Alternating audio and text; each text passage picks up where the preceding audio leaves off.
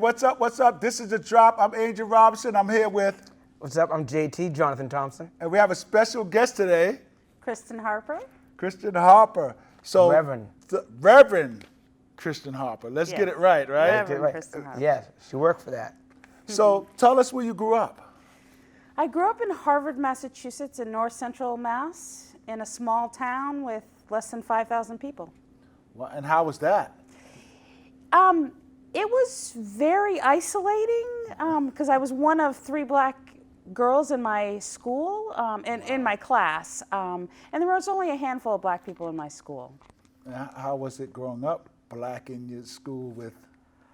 There was a lot of racism. The kids were taught so early to fear black people that they often called me the N-word. And I remember being 5 years old being called the N-word and running home to my mom with my sister, who was 3 years older than I was, and not understanding what that meant, but knowing it was a bad word and knowing they were demeaning me. Yeah, that's crazy. So people might not know where you grew up. Where was it close to? What was your town close to? It's close to Concord. Okay. It's not far, like 20 minutes from Concord. All right. And so when you're saying that, people are at home that thinking that this is not 1962, 63. You know, like we're talking. Well, 1970s and 80s. Right. All right. So we're in the same neighborhood. Yeah. We're all through the same neighborhood. Right. And we had a small class too of blacks I grew up with too. So, but we definitely heard it. Not as prevalent. I mean, you definitely had a stronger situation going on than we did. But how did you actually deal with that coming home? Like, were you just like, what am I doing? Like, what is this? Like, why am I put in this situation? Well, I never thought, why was I put in this situation? I have to be honest, but Okay. I wondered why people treated me this way. I grew up in a white family. I was adopted. And my adopted parents did a good job of educating me, give me all these different books to read about black people and about, the Black Power movement and the Black Civil Rights movement. And so I was prepared. But I wasn't prepared for the hostility and for my classmates to really reject me. And when I was 10 years old, the PTA had a meeting and decided that I was not a good influence on their children. And so I found this out from friends, and they decided that they couldn't play with me. And I almost never went to anyone's home because of that. Wow. Oh.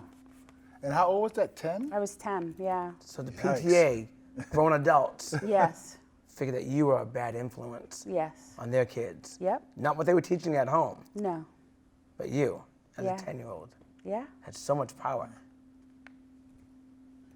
Right? You had so much power as a 10-year-old. Yep. 10-year-old black girl. Wow. So let's get in to talk about you being a reverend. How did you get into that? Well, I always tell the story that when I was in college, it was at the height of the AIDS crisis, and I decided to volunteer with women, Black and Latino women who were HIV positive. And I wasn't doing anything more than first setting up fruit and juice for them, and then they started asking me why I was there, and I explained that I just wanted to help. And we started talking about God. And their understanding about God was they were being punished by AIDS, and that's what their minister was telling them, their ministers. And they all came from different denominations. And I felt that I had grown up understanding that God loved everybody and that God would never punish anyone. And this wasn't a punishment. And I tried to explain that this wasn't a punishment. This is a result of the abuse they had experienced in their lives, which led them to use drugs or to be on the streets and selling themselves. So, we used to talk about this, and I kept trying to explain that there's a loving God, not a punishing God. Right. And then I started to work for our denomination's headquarters as just an administrative assistant. And people kept telling me, you should go to seminary, you should go to seminary. And I'm like, I'm not really reverend. I'm kind of, I swear, and, I'm not the, I don't love everybody. I was one of those, But people kept telling me, so I thought, well, maybe if I go to school, I can learn how to explain God's love in a different way, in a way that women and men who are suffering from HIV and AIDS could see that they're worthy. And so that's why I went to seminary initially, because I was going to do community ministry. And what church are you the Reverend at? I'm the minister of the Unitarian Church of Barnstable. Yeah. And you accept. Give me your spiel that you do at church. All right. Give us the spiel. We accept all people, people who believe in God, people who are Christian, people who are Hindu, people who are Buddhist, people who are atheist or agnostic, people who are humanist. We welcome all people, people who are gay, lesbian, bisexual, and transgender. We welcome all races, all ages, all classes. We believe that everyone is inherently worthy, and that in order to find truth isn't held by one group, and that the more we get information from different people and different experiences, the better we understand truth and love and religion. Yes, I love that. Yeah. I love that. It's we've been a few times, and I love, everybody's so friendly and they're so forthcoming. We walk in and like, hey, good morning, hey, how are you? And we've been there a few times, and the first time we went, I was like, Angel, we're gonna do some sound. I'm like, whatever we were doing the first one, and I was like, all right. But then when I started to listen to you and the deer and just hear all the different people that were there, and I'm like, this is very comfortable. I'm feeling very relaxed. It's different than other church, like any other church. Well, there's no judgment going on. Yeah. And that's what people need to understand. That's a Yeah. huge thing. So you can't really call yourself, I'll say this, some people, you can't call yourself a really good person if you're not really open to everybody. Yeah. You don't have to like it, but Right. everybody is different. That's what makes this world a better place. Right. And it's so incredibly, it's a nice big pot of stew. Yeah. Mix that, that's the one. And it's about love. It's right? about love. It's about love. We always say love is the doctrine of our church. Yeah, exactly. Exactly. And I've listened to a lot. My great-grandfather was a pastor. So how long does it take, like when you start to do your sermon, when do you think of it? Does it come the night before? Do you think about the whole week? Are you practicing? Could something have happened to you on the way there and you might just flip the whole script and like, this is what I'm going to talk about today? Well, yes, all of the above. So I plan the services that I might do during the summer for the rest of the year. Wow. And when it comes like a month ahead of time, I start writing down, what do I want to cover? Now, if something happens in the world or something else that's important that I need to bring up, of course I'm going to bring it up and I'll switch the script right away. Right. Often, though, I write 2 days ahead of time, usually Friday, then sometimes Saturday. I have written Sunday mornings. I'll get an inspiration and change an entire sermon. It takes me, the least it takes me is 4 hours, the most 16. Yeah. And you couldn't tell if it was done 4 hours ahead of time. 45 minutes. Right. As you're walking up. Right. Yeah. Right. We can't tell. You're so good at it. You know. Thank So you. are. And do you, well, it's hard to rehearse it because, I mean, you're reading it. And so I see you go off script a little bit. You just kind of, as long as you get the general idea of Yes. what you've written down. Yeah, I'm text bound, which means I'm comfortable having a script. But as long as I have the script, I don't have to stare at it because I know I can always get back to where I need to go. But I always admire those ministers or preachers who can preach without a script. But I'm the type of person, if I preach without a script, I will go off to left field and you'll never find me again, So. What is the hardest part about being a reverend? The hardest part is watching the pain of the people who lose people or have tragedy in their lives. Other people's pain is very hard for me because I don't want anyone to feel that pain. It's also the greatest honor you have is to walk with people who are in pain and to help them through it. So it's both the hardest thing, but also my favorite, if I can say that, favorite part of ministry. Right. Wow. After you're done with a sermon, after you're done with church, and you might be out, and people are asking you questions, and they want answers and trying this. When you get home, what do you need to do? What helps you? Because you just gave so much to somebody. What helps you replenish yourself? I mean, you have your faith, I know that, but what do you do? I spent a lot of time alone. Even when my husband was alive, he knew he needed to leave me space because I need to decompress. And so sometimes I just sit and not think of anything because my brain is always going. Right. So having a chance to not think is really important. And sometimes I'll watch like Death in Paradise or something like that. Yeah, just something so I to take can you completely decompress. away from. Exactly. Yeah, I know exactly. what you mean, right? Can you tell us your 3 top responsibilities as a reverend? Pastoral care, worship, and I would say public ministry or justice ministry. Okay. Can you explain a little bit about each one? Sure. Pastoral care is working with people who are either in grief or, struggling with some kind of family crisis. And so it's being there for people who need you. I mean, that's, and being present, not trying to fix it exactly, but walking with them as they try to figure out what they're going to do. So that's pastoral care. Worship is Sunday mornings, or sometimes we have evening worships or special services. And that entails, everything from preaching, but also the music, figuring out what we're going to sing with the music director and figuring out how do we connect? How do we feel like a community? Because worship is where you build community. Certainly. And then public ministry, as far as justice ministry goes, I see my responsibilities as being in the community.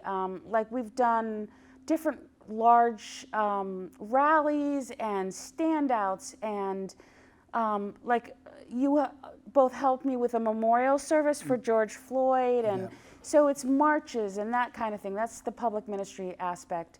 I also, for probably 16 years, worked with Thrive, which is the Cape and Island Gay Straight Youth Alliance, and I was a advisor or mentor and a board member. Wow. Nice. Yeah.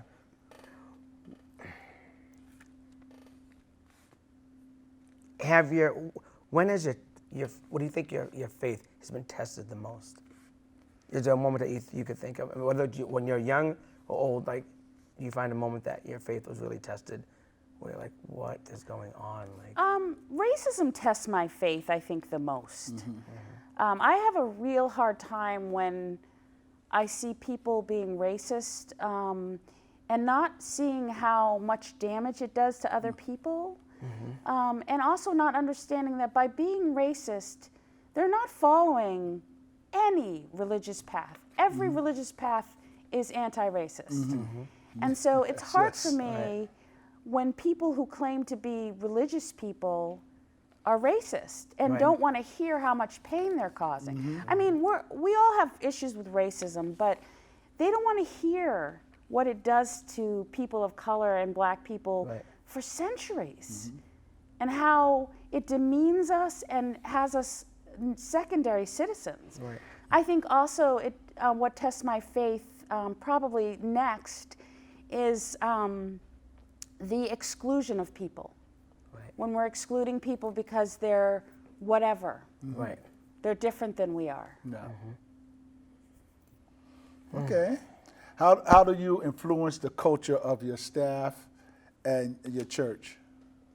I think I influence it by being how I want everyone to be. I try to thank people as much as I can. I try to be positive as much as I can, but I also try to be real. I do a lot of confession. Not that I go into a booth like Catholics would, but I tell people that I am human and I make mistakes.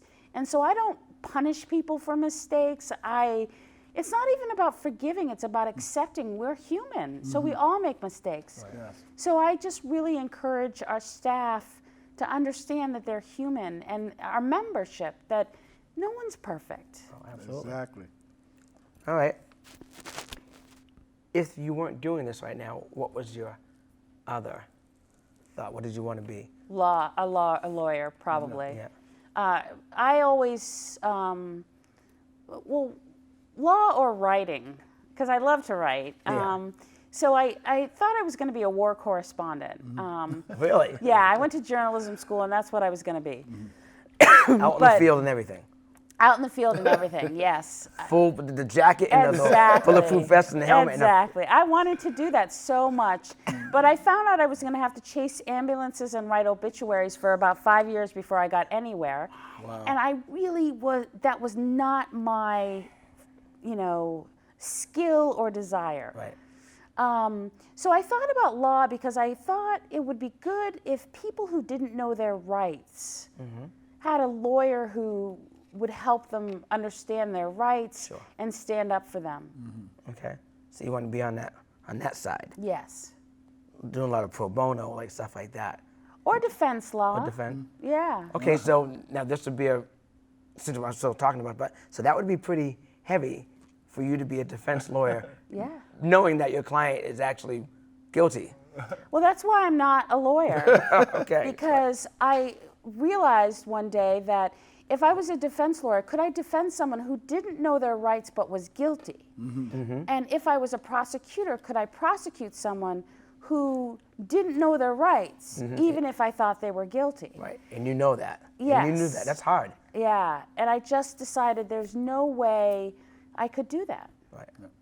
Wow. So let's get into Black Lives Matter. Okay. So what do your church believe about Black Lives Matter? What our church believes is that Black people have been and continue to be excluded, incarcerated at unfair rates.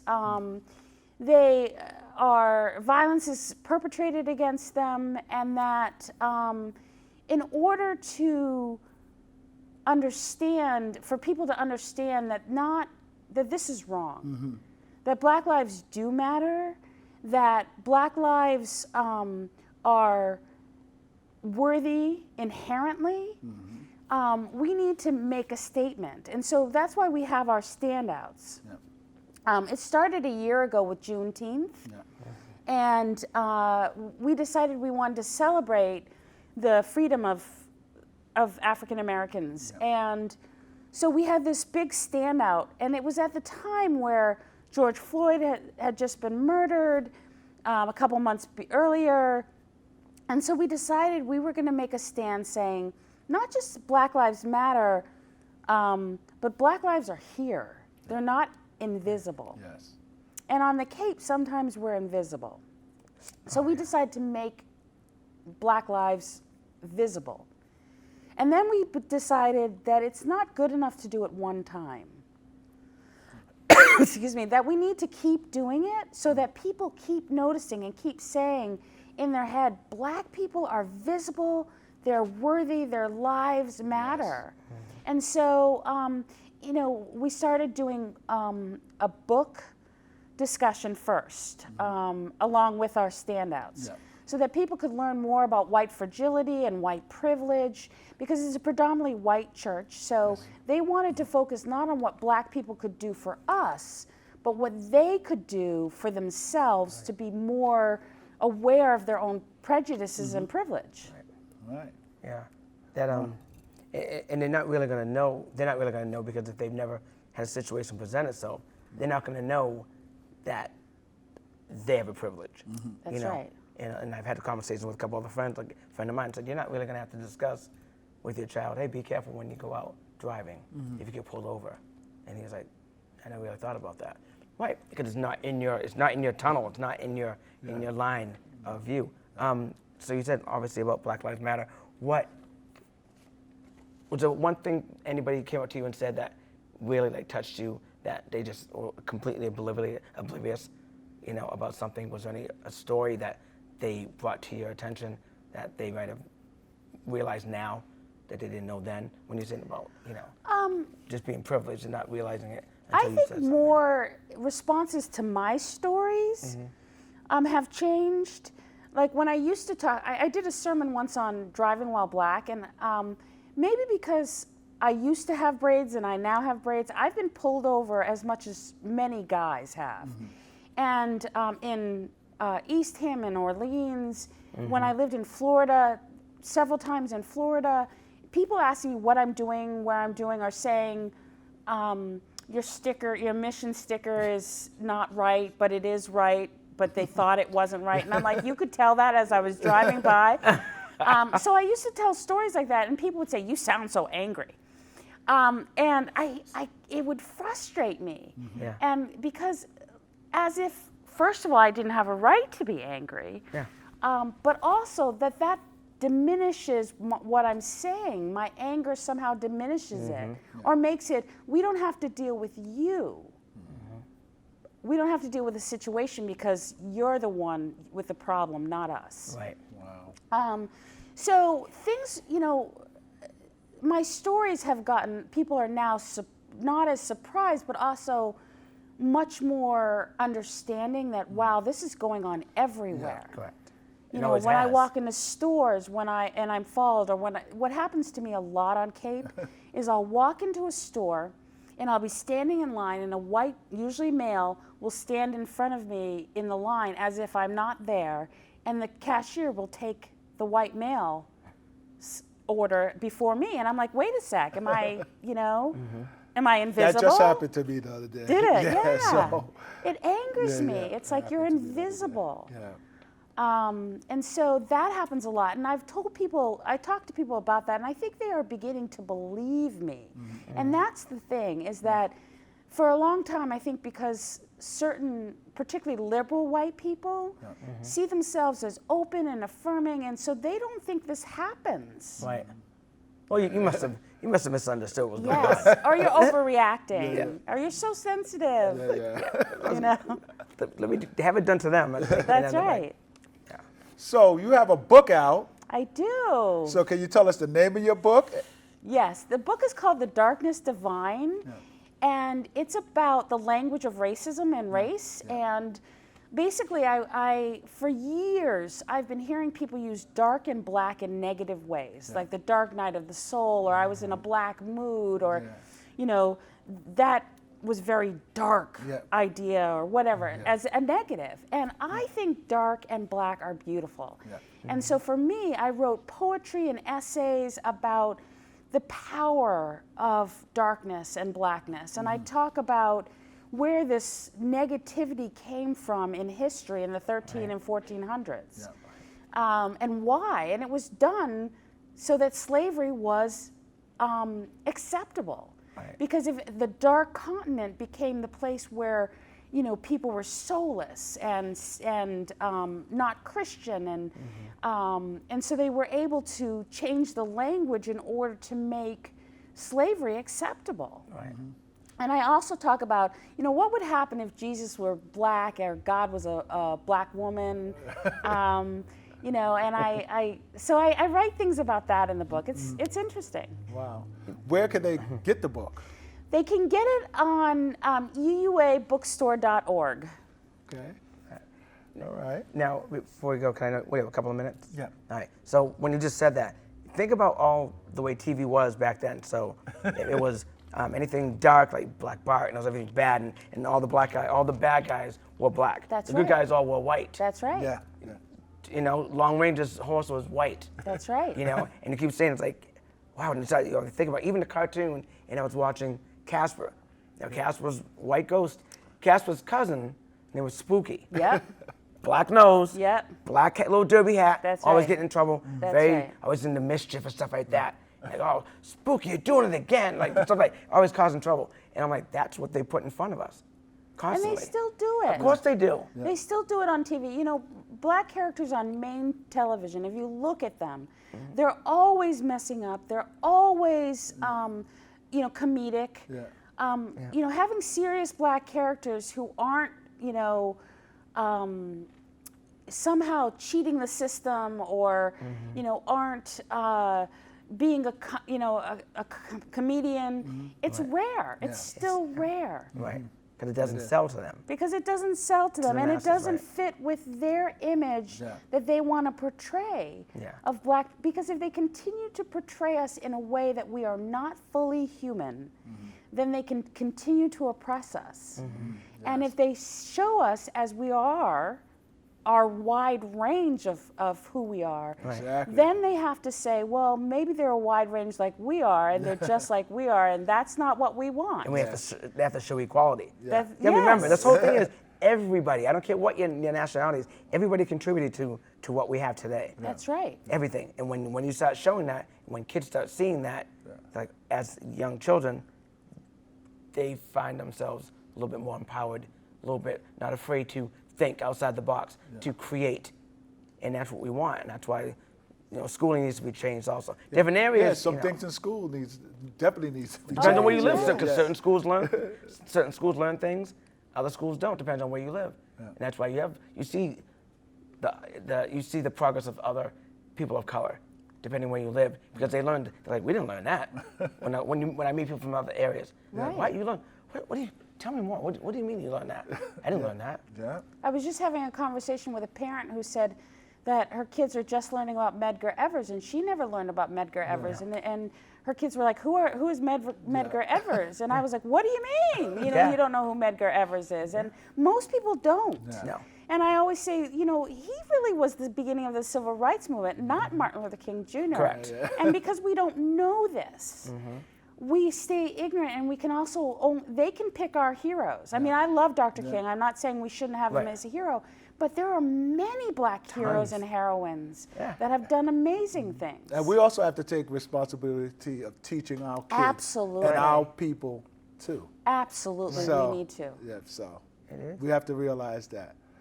But thank you so much You're for having you, welcome. Reverend. It's great. I finally got you You here. finally got me, yes. Oh, she said, Cornered all her. you have to do is give me a date, Angel. That's You can't just I want you on the show. I need a date. Corner on the church on the holy property. So she couldn't say anything. It had to happen right then. She said, "Get your calendar." That's right. You made it happen. That's right. Thank you so much. Oh, you're welcome. Thank you. Yeah.